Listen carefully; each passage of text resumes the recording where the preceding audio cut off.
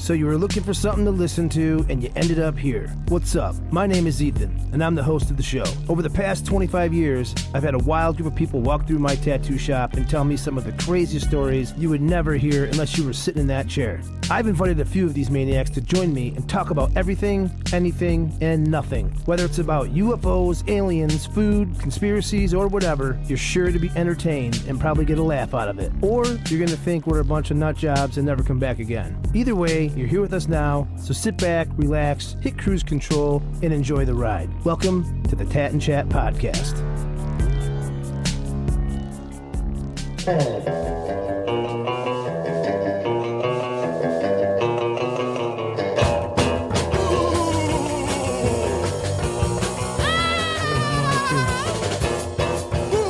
All right, what's going on, guys? This is season 2 of the Chat and Lat, Matt, Pash, that. The Tat and Chat, the Tat and Chat, the Tat and Chat podcast with Josh.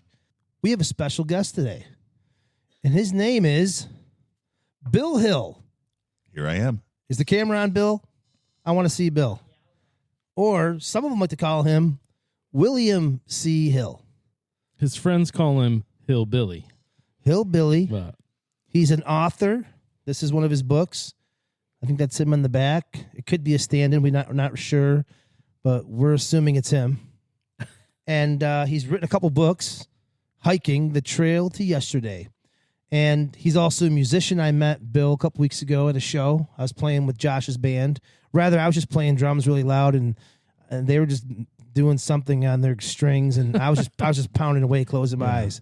I was pretending I was on Pretty drum normal. yeah, and for a drummer. But I met Bill. Josh has known Bill a long time. And welcome to the Tat and Chat podcast, Bill. Thank you. Thanks for having me. So what's up? Yeah, just I hadn't seen Josh in a while. I knew we were doing a show together up to Harrisville a couple weeks ago, the one you're talking about. And a few weeks before that, I saw him in the Price Chopper. You know, and he's telling me about your thing you got going here and stuff. And said, geez, you want to come in and do a show with us? I'm like, well, I got a new book going to be landing in a couple weeks, so probably as good time as any. That's sweet. I had no idea when I met you. I knew you were a musician. We know a lot of musicians locally and some mutual friends. And I had no idea that you were an author until Josh had said that. And I think it's pretty cool. If you know Bill, this won't come as any surprise, but we, like you said, we ran into each other in Price Chopper and we talked in the middle of the aisle, people going around us for an hour. An hour. We had a lot of ground to cover. Yeah. Well, if it's been a while, you got to catch up. Been a little bit. And yeah. plus, while you're creating a product, you got to pitch that shit. You got to make sure that you're I wrote a new book. I want to be on your podcast, and that can take some time. Mm-hmm. So these books. When did this first book come out? Let's see. The first one was 2019. 2019. So like a pandemic book. Like is that when did the pandemic start in 2019 or actually started 2020? It started in 20, but the book was out and going during the pandemic. So you had already written it and stuff. It wasn't Right. like you were bored. You wrote a book. Like you actually planned on writing a book. So it's Bunch called, of people hiking with masks on. yeah, that can't, It was unreal. I bet. You'd see somebody 100 yards away out in the woods. They're hiking by themselves.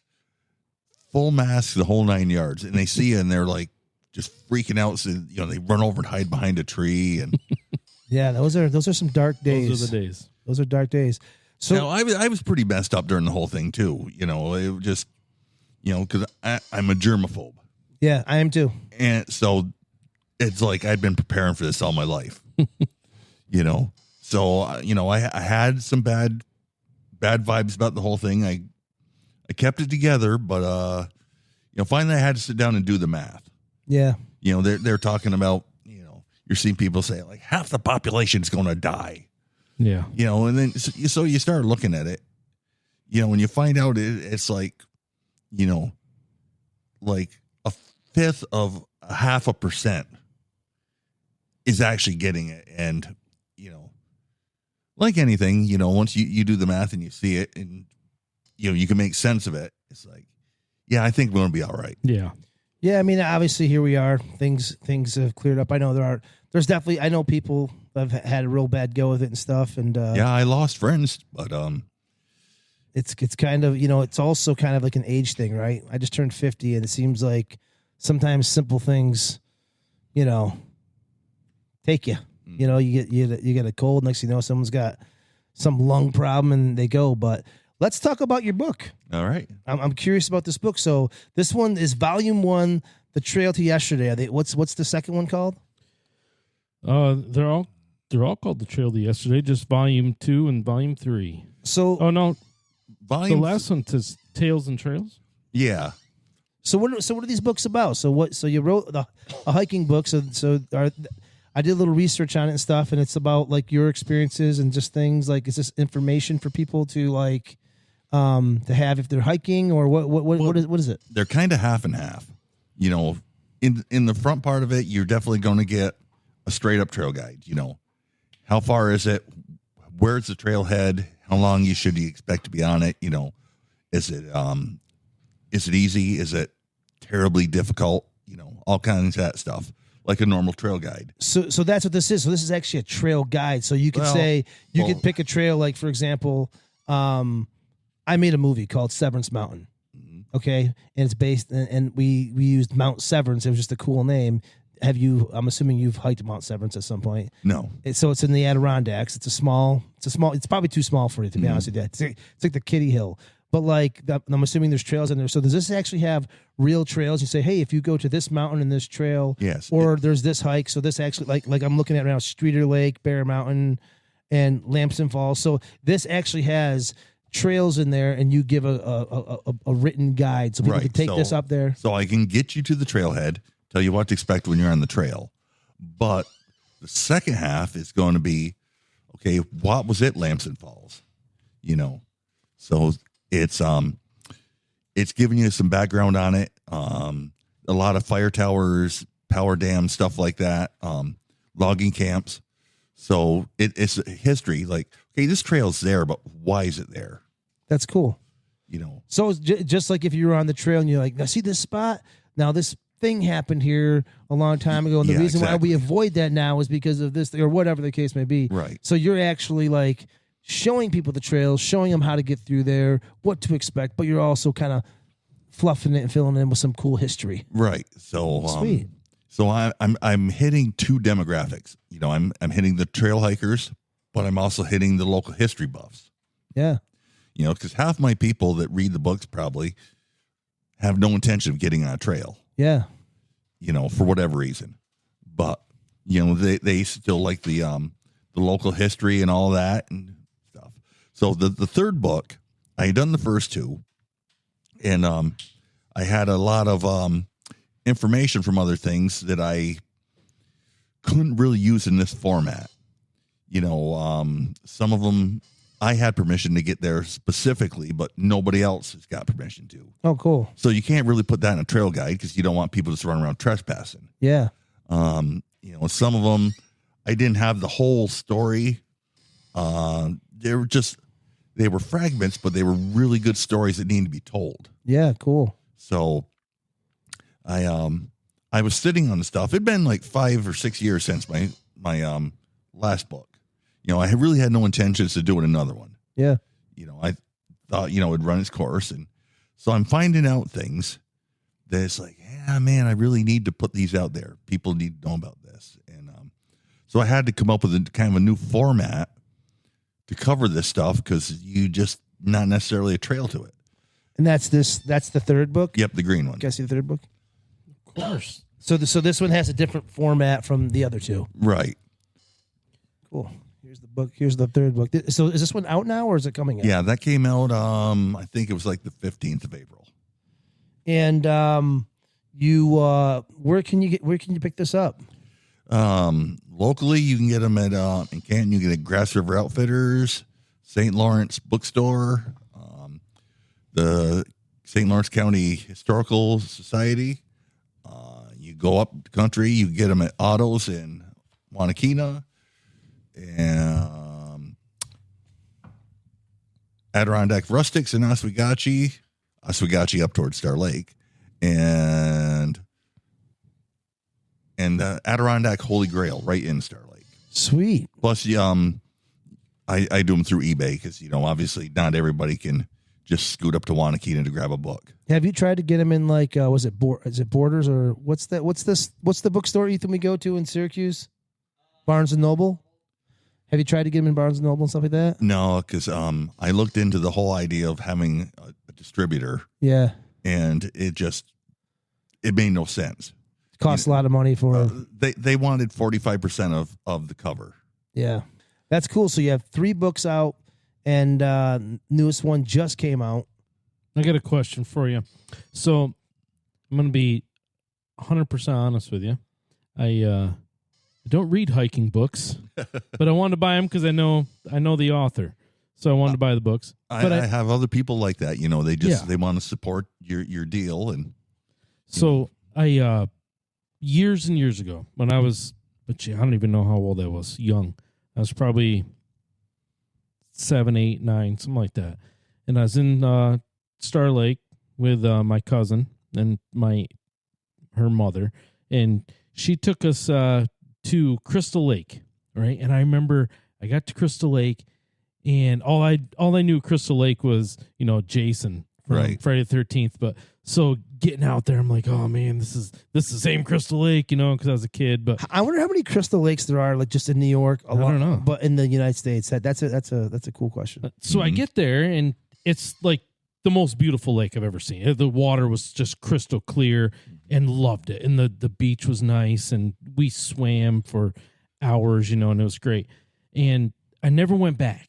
And years went by, and I was an adult, and I wanted to take my kids, and I couldn't figure it out. I couldn't figure out where Crystal Lake was.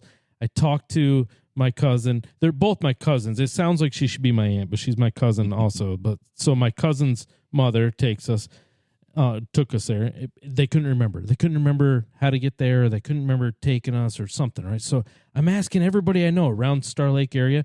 Nobody can tell me how to get there. So then I finally find out, like, they give me general idea. So we drove up there one day, couldn't figure it out, couldn't get it. So you're coming on the show, and I've had these books. You said that was 2019, so I bought that in 2019. It's been sitting in my house for 7 years. You're coming on the show, and I said, well, I should probably read these books. So I pick up the first book. Dickhead? Like, it just like break, like it's just admitting he's just like, oh yeah, I got your book right now. I was being honest. I'm sorry, bro. I have one leg. He knows I'm not hiking.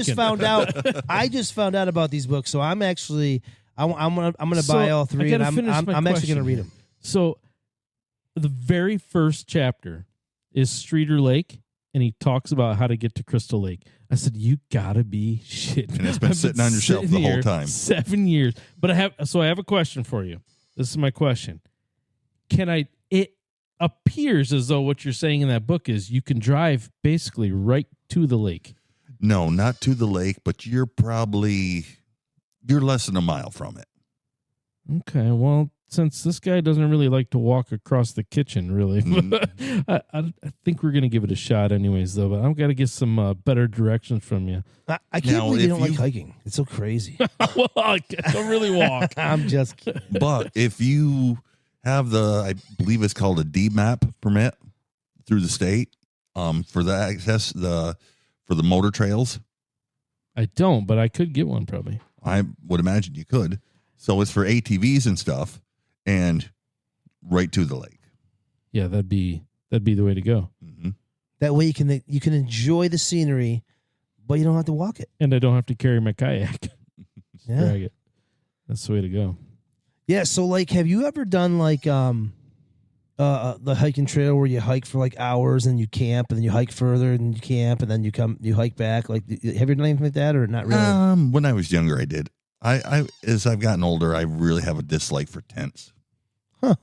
I've spent hundreds of nights in tents, and I just don't care to anymore. Nope, me either. It's not that exciting. It's not that comfortable, and it's a lot of work. I try to tell my wife that all the time. I call it my boonie camper. I built a little tiny one-man camper just for those kind of occasions. So if I want to go onto a trailhead, throw my camper down, 5 minutes to set up, do my hiking, whatever, come back. I got a place to crash for the night. So you just love walking the trails, seeing nature and all that stuff.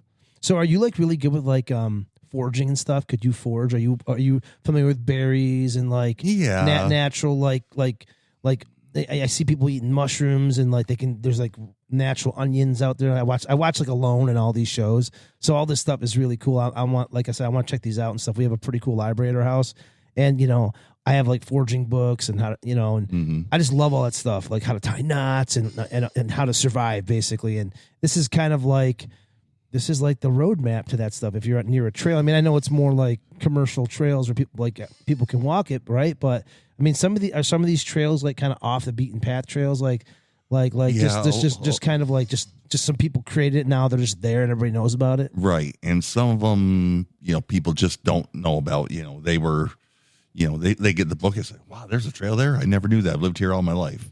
Yeah. I've never been like a hiking guy. I just. My wife and kids hike a lot. They hike every summer. They hike quite a bit. I, as you guys all know, I don't really like walking. And walking up a mountain or walking miles on a trail isn't really something I'm. You're not built for it. I'm not. I used to be built for it, but somewhere along the line, something fell off. Something fell off, and when you like today when you stubbed your toe, I was really concerned. I was like, "Shit, he's only got one big toe." I mean, shit, he definitely can't come on the show. Yep. Well, in down to 4 September of 2020, I had hurt my knee at work a couple days before that, and so it was all wobbly and stuff. So I got up, played a gig the night before. I got up the next morning, and I'm getting off the toilet. My knee kicks out. I fall forward, head through the sheetrock, gone, knocked right out. Oh, so you wake up on the bathroom floor. What do? You get up. Well, apparently I had tried, to break my fall with my ankle. Well, I had broken my ankle. Oh, the same leg, the same knee, and no, the opposite one. Oh my God. So I'm trying to stand up, and every time I do, I just get on a heap, and of course you're in shock. You don't know what's going on. So finally, like the fourth time, I just fall on the floor, and I guess I just have to live here. I can't move. I don't know how to stand up anymore. Now you're setting up a tent. Yeah. So, the wife's knocking on the door. She says, "Are you all right?" I'm like, "No." "Can I come in?" "Yeah, I guess." So, of course, I'm laying against the door, so she's got to slide my carcass across. By this time, my foot is 90 degrees out of phase. It's pointing the wrong way. The bones are trying to get out through the skin. So, what the heck? So it's like, well, I guess I got to go to the hospital. This looks kind of like I can't handle this myself, but I can't move because my foot's not connected to me other than the skin. So every time I move, it's just grinding bones, and it's just not good. So she's like, "Well, what do you want me to do?" It's like, I've got to triage this. Get my hiking pack. So I've got everything I need there to get my foot situated. So he's like, "There's some mushrooms, damn, some." Well, I was just leftover really happy. 6-pack of beer. Fucking damn it, man! Like, I mean, this will help, I guess, but well, I was really happy to just find Ace Bandage just to get my foot connected to the rest of me again. So I get to the hospital, and because I kept standing on this thing trying to walk, I've torn all the tendons and ligaments off from the ankle. Jesus, just from taking a dump. Yeah, taking a dump. My knee hurts. Some killer wings. What bar were you at? I go into the bathroom to take a shit, and then when I come out, I got a broken ankle and a fucking dislocated knee. My tendons are all fucked up. That's a movie. So the doctor tells me, he says, "We can put this back together. There's going to be some bolts and screws and stuff involved." But he says, "You can't put any weight on your foot for 3 months. Period. Nothing." What? So I go through that, and because there was so much, tissue damage, they couldn't control swelling, so they couldn't even put a cast on it. They put me in one of them robo boots, in strict orders to not do anything. So my niece calls. She had broken her ankle earlier that summer. She said, "Hey, I got a knee scooter, and it really helped me. So would you use one instead of crutches?" So I'm like, "Yeah, I'd give it a shot." So this thing's amazing. Yeah, it doesn't have like two handles. You just put your knee out and you kind of wheel around with it. Yeah. So, it's got like 10-inch wheels on it, but she's smart enough, knows me. She gets me the off-road version, with like 10-inch pneumatic Dobby tires. So like 3 weeks later, I'm back out in the woods On this What? thing? on my knee scooter. That is awesome. That is great. So I mean, I didn't even let that bother me. And when you're shitting in the woods, there's no toilet to fall off. So. No, you just go poop. You just go poop and follow the Yeah. grass. Does a Bill Hill shit in the woods? Yeah, dude, it's funny. That story, when I was a kid, me and one of my buddies, he's a big dude like me, and like we were at the top of this up in Ogdensburg on top by the golf course. There's a hill where we go sledding. I don't know if you guys are familiar with it, but at the very bottom, people build ramps, and if you go sledding at night, you can't see where the fucking ramp is, and you're fucking cruising. So we had one of our friends down there, and we said, stand by it so we can see it. And so we used to take the hood off his car and go sledding down on his hood of his car. It was fucking crazy. But me and him are going down the sled, and so we wanted to hit the ramp. And I got sick and tired of walking up the hill back then. We were like smoking pot and shit, so we were just stoned, just fucking going down this hill. And he's like, let's do it one more time. And I kept riding in the back, and I didn't want to ride in the front. And we were switching, but I was like, no, I don't want to go. He's like, okay, I'm riding the back this time. We're going. I'm like, I don't want to go, dude. I said, I'll go if you ride in the front. He's like, okay, fine, fuck it, I'll ride in the front. I'm like, all right, cool. So we told our buddy Brett, we're like, Brett, you know Brett St. Germain? Nope. He plays bass. He's playing with Scruffy right now and stuff. He used to play in Lunatics. He was the bass player for Lunatics back in the day.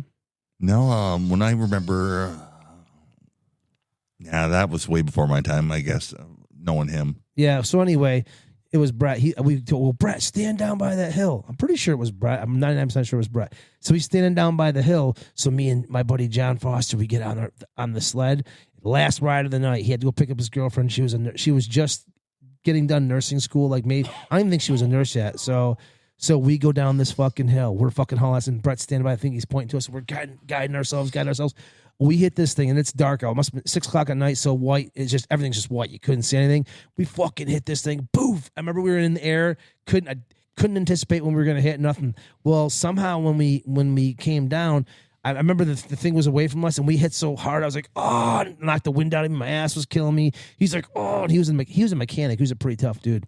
And so, like, he falls on the ground. I hear him moaning. I'm like, oh, he's like, oh my God, I fucking broke my ass, man. And he's like, oh, I think I broke my ankle. I'm like, fuck you. And he gets up, and like we look at his ankle, his foot's all twisted. We were like, okay, definitely broke his ankle. We're like, fuck. So then we drag him. We put him on the sled. Now I'm like, I didn't want to walk up the hill by myself. Now I got to drag his ass up the fucking hill.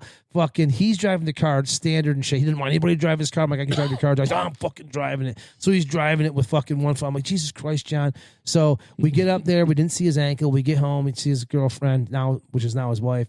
We get to this fucking house, and he's sitting there. He was a mechanic over at like I don't even remember where he was working, but he was a mechanic, and that was his. He had to work the next day. So it was a Sunday night. He's like, he takes his shoe off, sets his foot down, and like all this was like shattered, and his foot was like over here, and he puts his foot down. He's like, does it look broke? And we're like, I'm just dying laughing, and his wife Stacy's like, John, yeah, it's fucking broke. Your ankle shattered. Your foot's over here to the left. He's like, fuck, I got to work tomorrow. We're like, oh my God.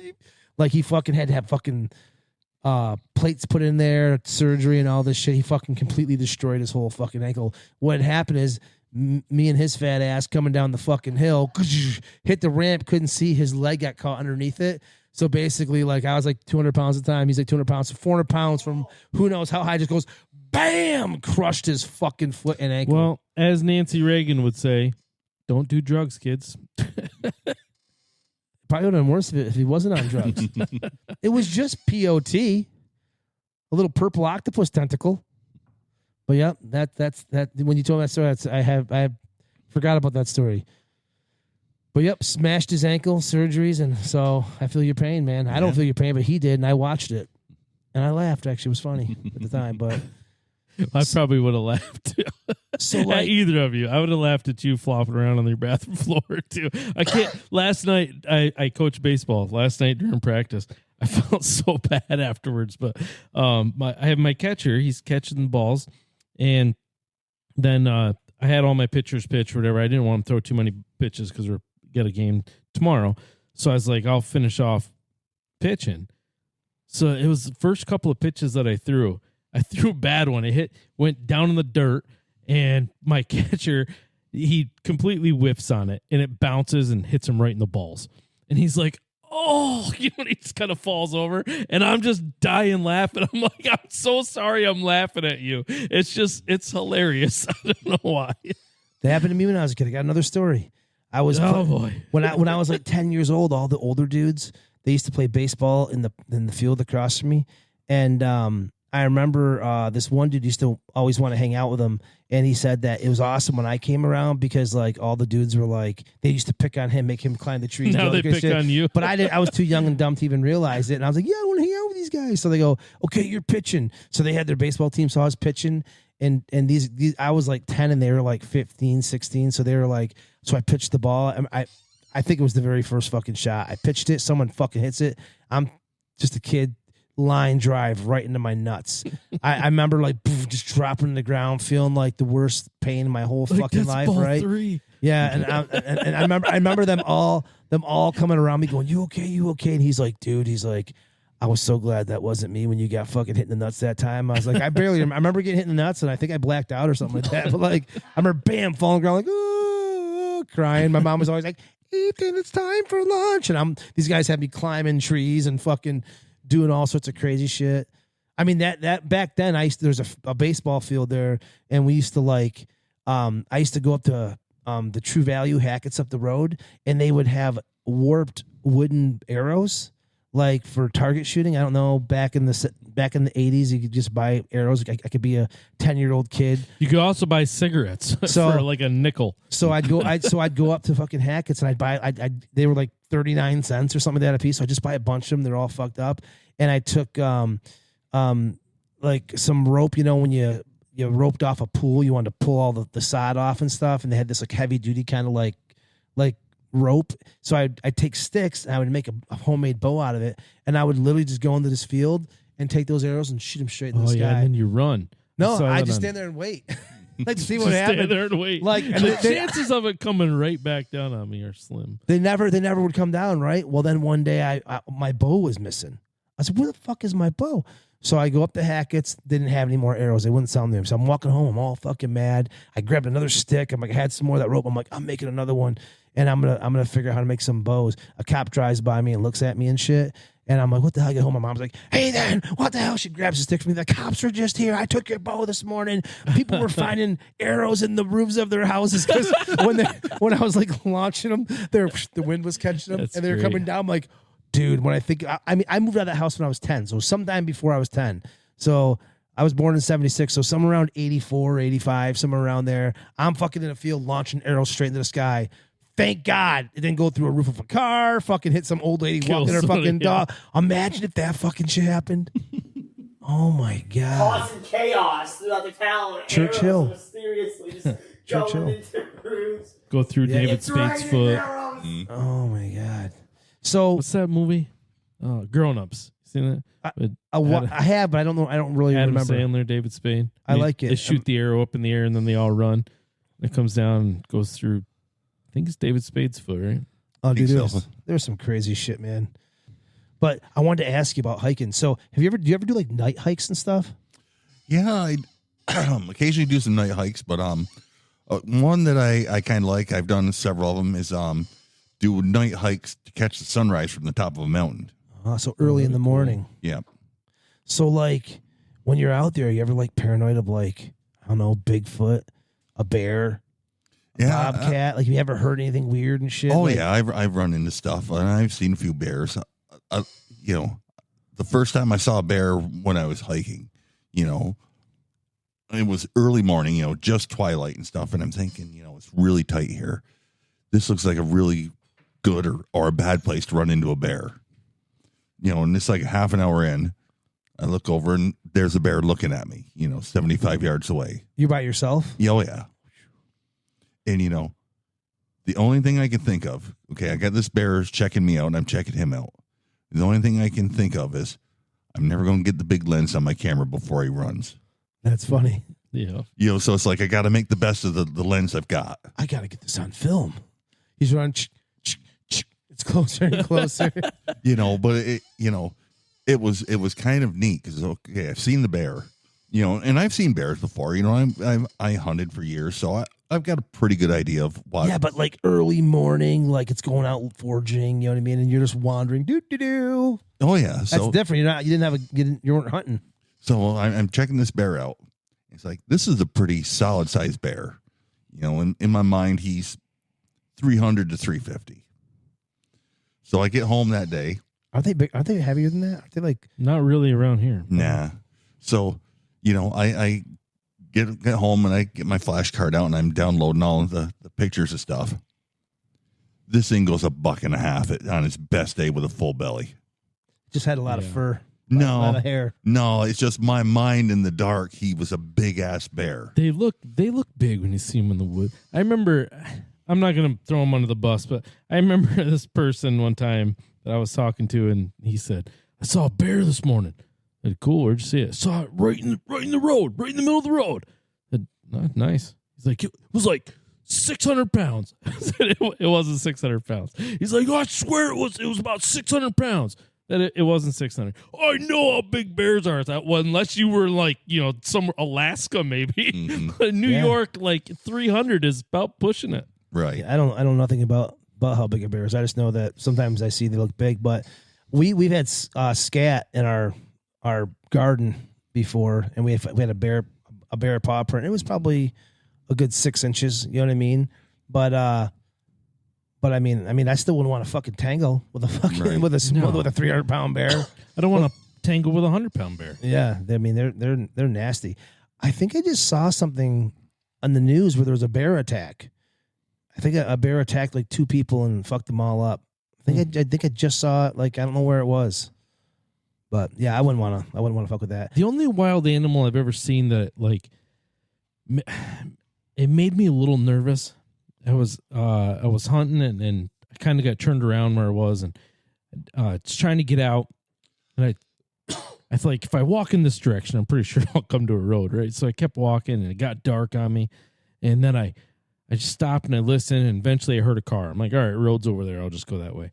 And like right after I started to move, I heard this like a weird growl. I'm like, I looked over and there was a bobcat sitting on a stump, maybe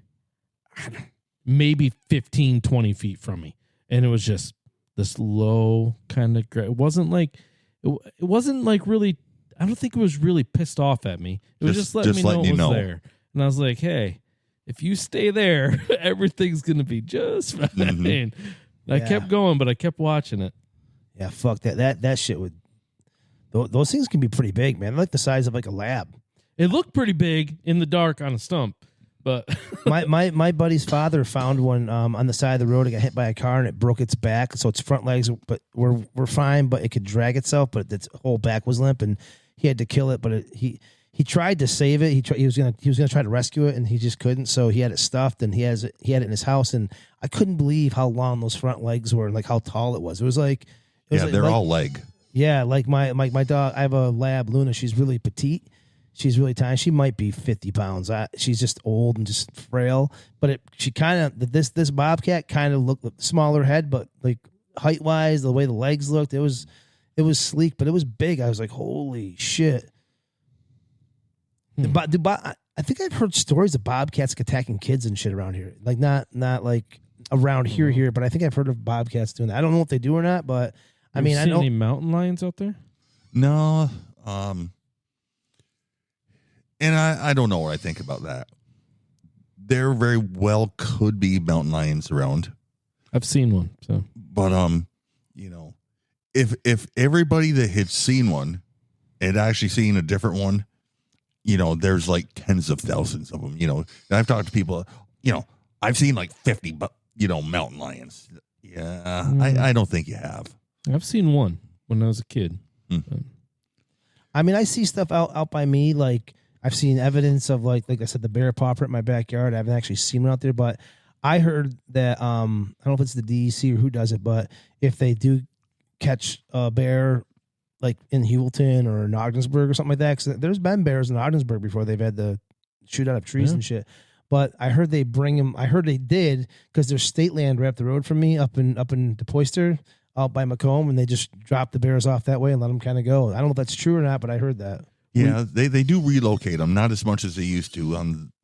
You know, they found it's much more cost effective just to kill the animals, and that's not working out good from a PR standpoint. Yeah. 2 summers ago, they had a deal in Old Forge.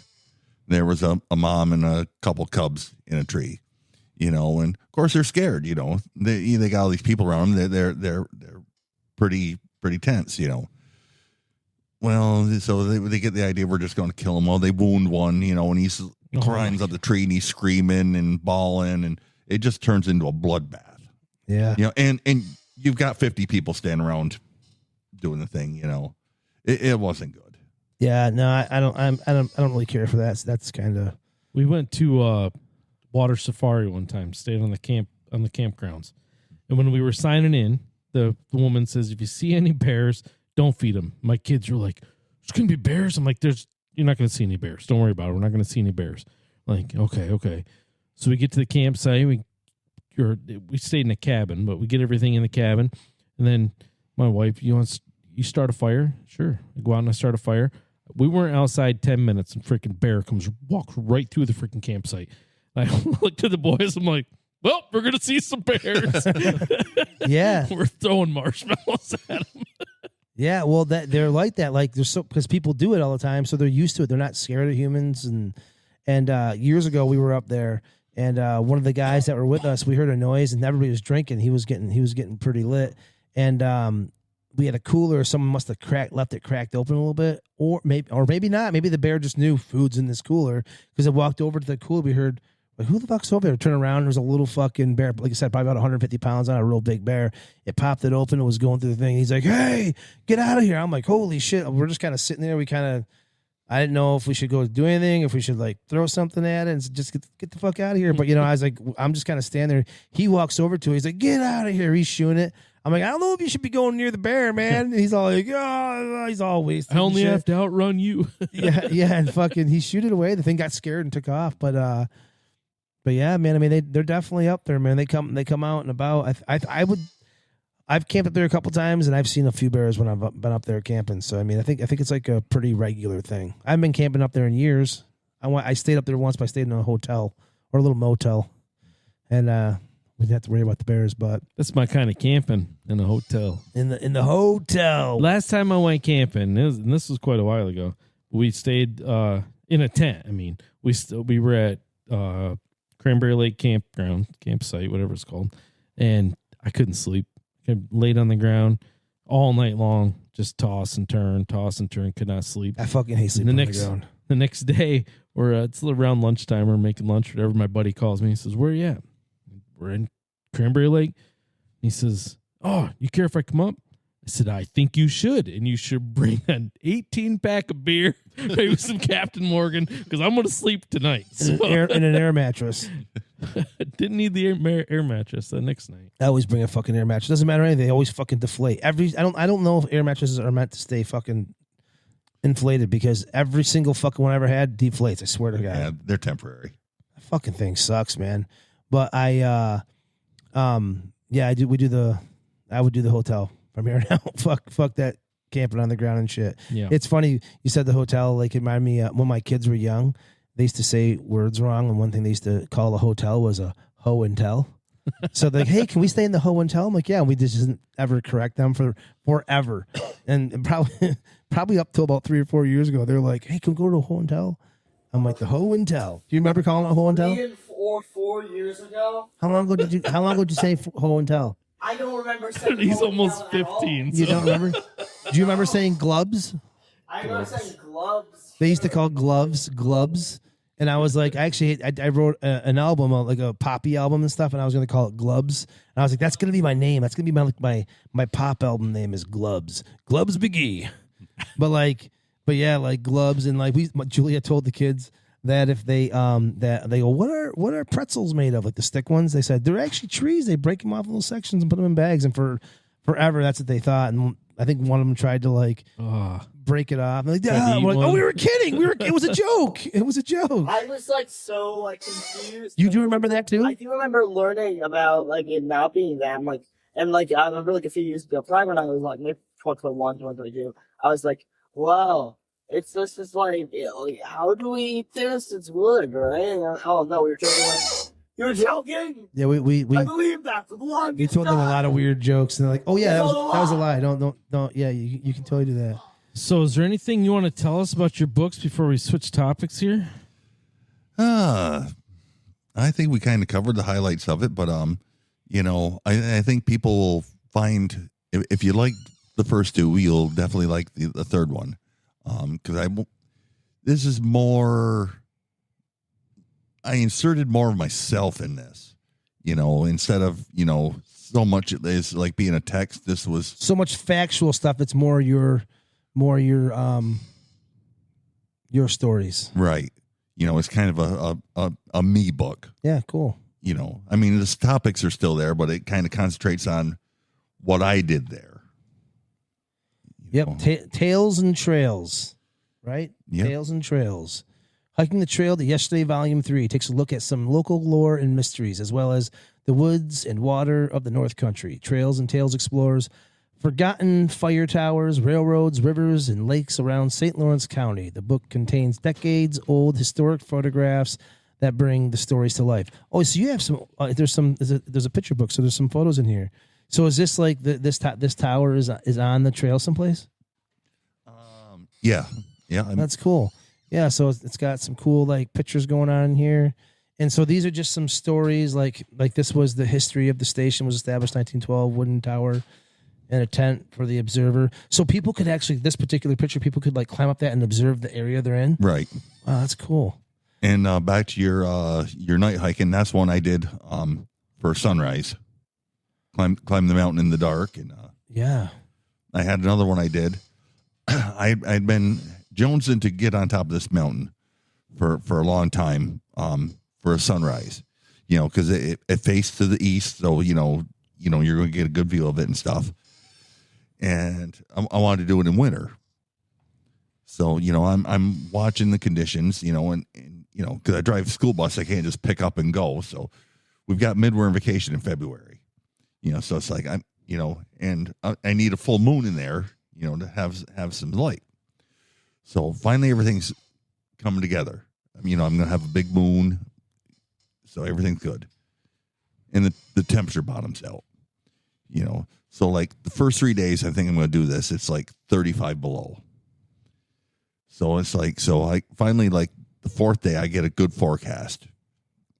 Good forecast of -5. relative to what Weather in the North Country. Let's go hiking on a -5 day. It's better than -40. well, that's not far from how it ended up. Yeah. So I get up there, and I park the car and I look, and it's 19 below. Fuck that, dude. Yeah. Dude, I can't even. I'm at a point where I'm like, it's 25. I'm like, God damn, it's 25 out. Fuck that shit. So like the week before, I had driven by there, and to do some recon, and there's snowshoe tracks going up the trail. So I'm thinking, all right, this is a bomb. The trail's broke, so I'm gonna have easier going. I don't know. The guy went like 200 yards and scrammed off to the right. So I got a mile to go, and I'm breaking trail. And it's 19 below, and so I finally I'm going, and it's just.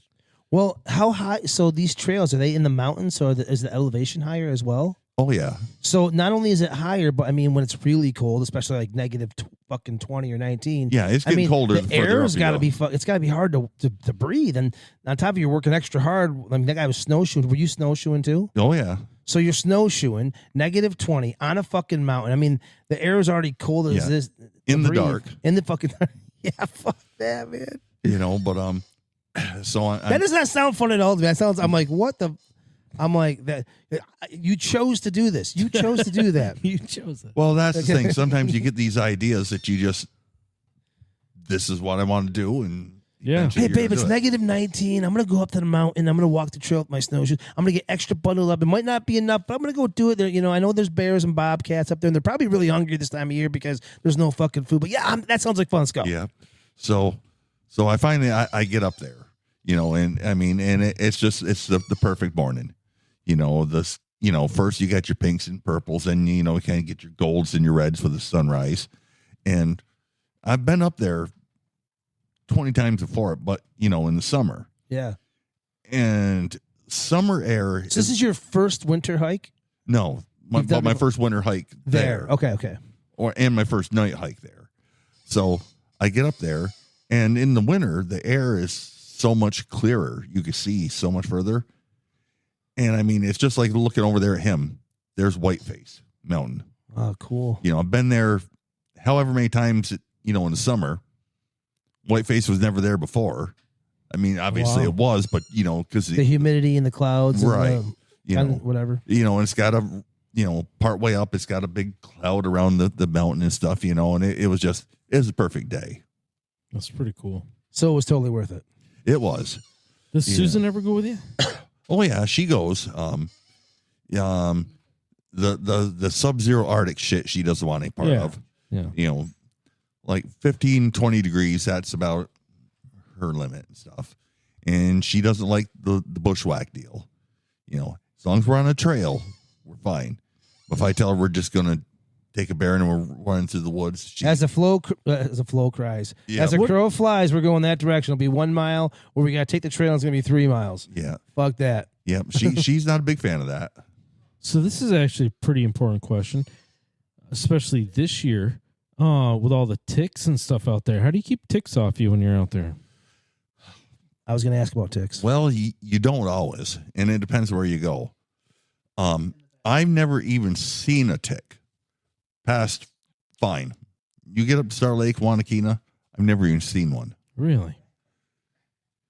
You go in Edwards, you go down to Huckleberry Lake. I don't know if I've ever been in there and didn't come out with a tick on me. I took my daughter in there one time, and she's like, she's dug a tick off her. We could still see the car. Yeah. We haven't even got outside of the car, and she's already got one on her. Yeah, I've been lucky with ticks. We live out in the country. We live out in the middle of cornfields. I mean, maybe all the farmer stuff in there is. Ethan, why don't you give man? They're on my wife all the time. She goes outside, she got a tick in my yard. And goes outside, she got a tick. I heard when I have them on me, they came off the dog. I'll go out and walk through the woods, walk through tall grass, whatever. I'll never get them on me. Sarah will have 20 of them on her. If she's walking beside me, she'll have 20. I'll have none.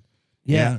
So when we do, you come home and you're getting on your hiking clothes, you do a quick inspection, see if you got anything crawling on you. Spread your cheeks. We live out in the Poyster in the country, and I've never had a tick on me.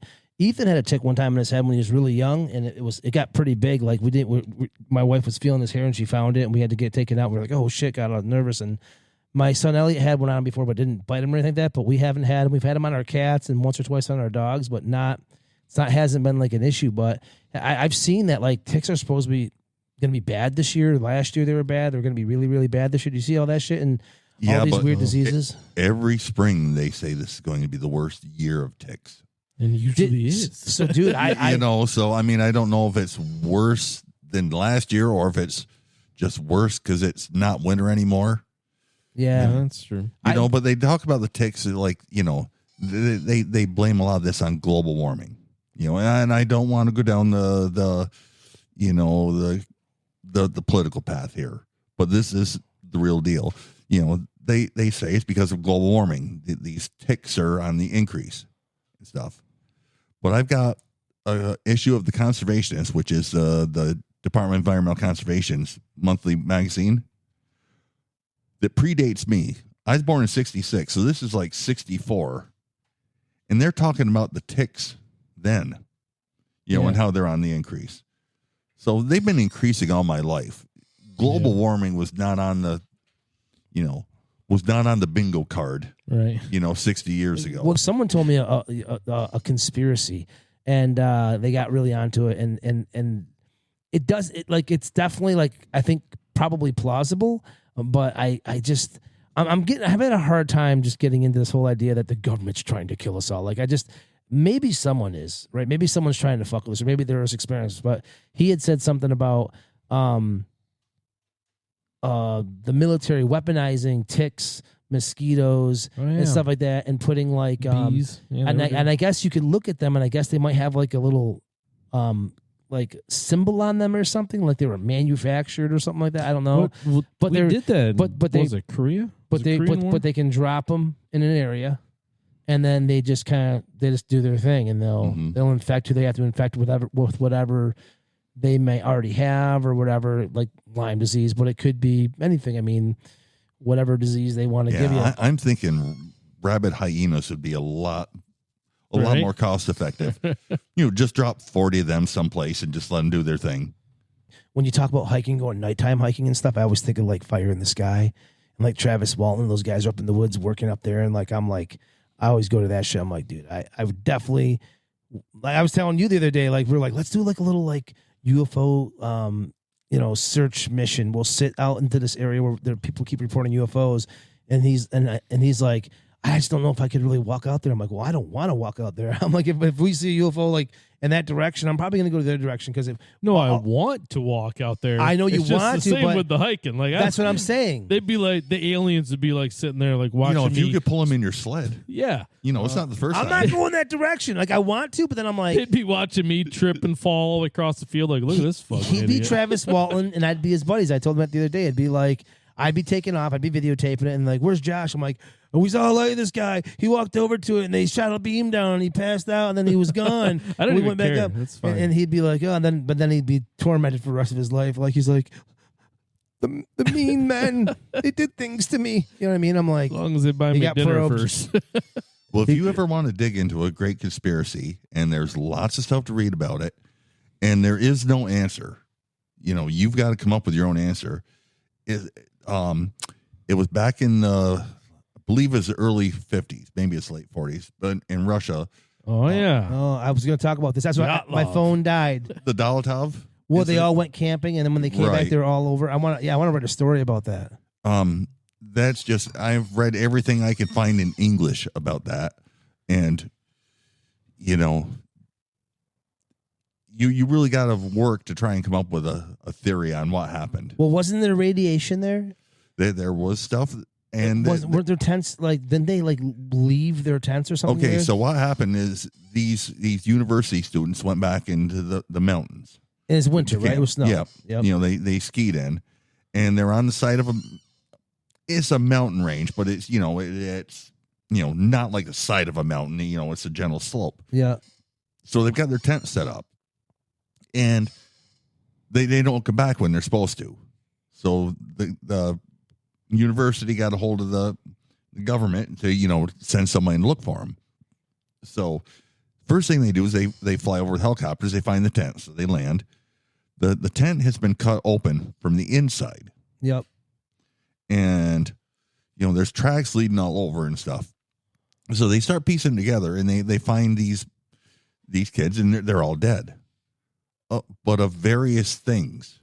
Like one's died of blunt force trauma, but not an external mark on them. And they left. Now it's Arctic conditions. It's winter. It's zero. They leave without their shoes and coats. Yeah, I heard that like they were sleeping and they woke up or something. That's Right. what they were thinking. So I mean, there's been a million different theories of it. Most of them, I disregard right off the bat.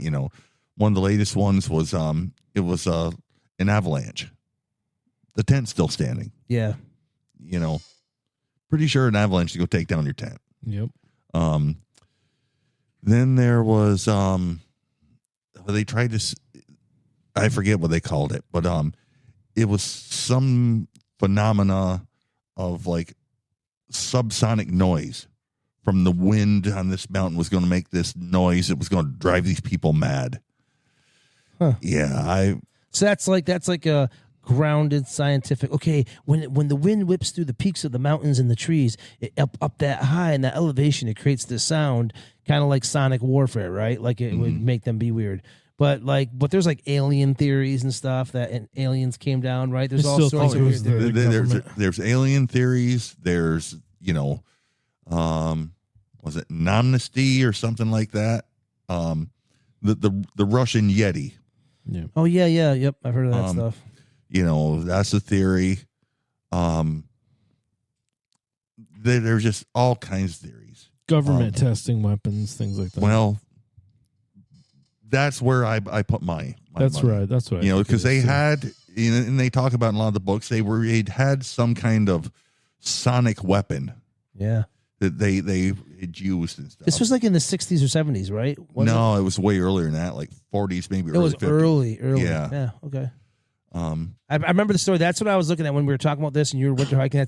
That's the first thing that came to my mind. I was like, oh man, I was assuming you heard about it because it seems like everybody's heard about that. But that's like, that's like a crazy story. And back then, it's like, I don't think they really.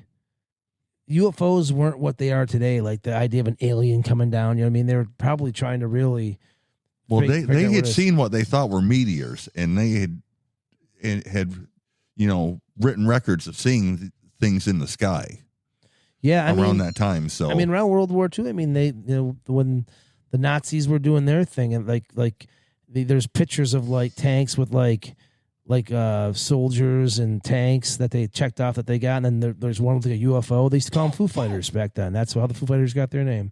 So in that time frame, that was just kind of starting to really pop off. But yeah, listen, guys, we're at kind of at the end of this rope right now, and I would love to talk about more of this stuff, and I hope this book is going to reach some people for you. Yeah, hope you sell some copies. We had, last time I checked, we had 1.2 million followers. So well, all right. Like if 1% of those ponies up, I'm in good shape. And Josh I say million, I meant hundreds.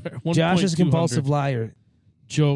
The joke for today is I thought it was fitting because Bill brings on his hiking books. So there's these two blondes, and they go off hiking in the woods, and they come across some tracks. And the first blonde says, "These are deer tracks." The other blonde says, "No, those are bear tracks." The first blonde, "No, they're deer tracks." "No, they're bear tracks." And they go back and forth. And the first blonde says, "My dad, he's an avid hunter, and he used to take me out in the woods all the time, and he showed me the difference between the tracks, and I'm telling you, these are deer tracks." The other blonde says, "Well, my dad is an avid hunter, and he took me out in the woods all the time, and he showed me the difference between the tracks, and I'm telling you, these are bear tracks." And then they got ran over by a train. We're getting canceled now. I'm hoping like when he tells me these jokes sometimes I'm like, all right, that's good. That some are funny, some are like okay. And I'm like, we're like because dude, couple blondes, we're getting canceled right off the bat. That's it. It's over.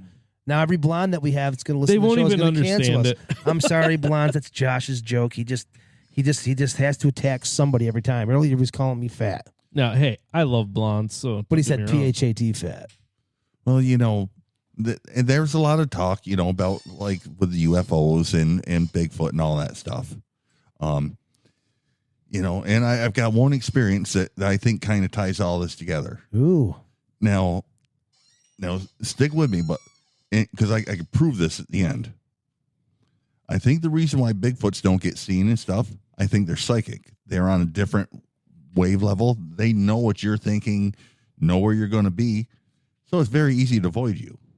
So a couple years ago, I'm up to Buck Pond, way up in back of Vermontville, my little booty camper, and I'd gone to bed, and I don't know, it's like midnight or something. And I hear something out in the campground there.